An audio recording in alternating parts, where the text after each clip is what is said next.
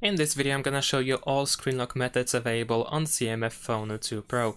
So first we're gonna go to settings. Over here let's scroll down and choose security and privacy, and over here we have device unlock. Of course we have biometrics such as the fingerprint sensor and the face unlock feature or the face recognition, so we can unlock our phone with our face or with our finger. However, if you are looking for the default types of passwords, so in that case we need to go to screen lock option.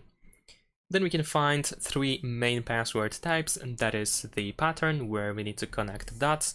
We also have a pin code, which is a simple password that contains numbers, and also a password where we have all characters available. Besides that, of course, we can also use swipe, but it doesn't provide any protection, of course. It doesn't provide any password, it just allows you to have lock screen but without the password. And that's it. Thanks for watching, leave a like and subscribe to my channel, and see you in my next videos. Bye!